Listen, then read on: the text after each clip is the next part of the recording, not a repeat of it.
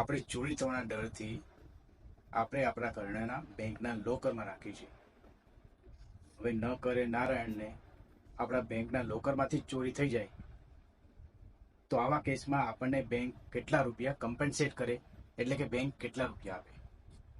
આના માટે આરબીઆઈ એક ગાઈડલાઈન બનાવી છે અને એ ગાઈડલાઈન મુજબ જેટલા આપણા લોકરનો વર્ષનો ચાર્જ હશે એના 100 ગણા રૂપિયા આપણને બેંક આપશે એઝ એ કમ્પેન્સેશન. કદાચ આપણા બેંકનો લોકોનો ચાર્જ 3000 રૂપિયા હોય વર્ષનો અને આપણા બેંકના લોકરમાંથી આપણા ઘરેણા ચોરી થઈ ગયા તો આપણને બેંક 3000 ગુણ્યા 100 એટલે કે 3 લાખ રૂપિયા આપણને કમ્પેન્સેટ કરે. એટલે જ્યારે પણ તમે બેંકના લોકરમાં કોઈ પણ કિંમતી વસ્તુ રાખો છો ત્યારે આ વસ્તુ આપણે હંમેશા ધ્યાનમાં રાખવી. આ માહિતી સારી લાગે તો આ વિડીયો તમે તમારા ફ્રેન્ડ સાથે શેર કરો અને આ વિડીયોને પણ લાઈક કરો.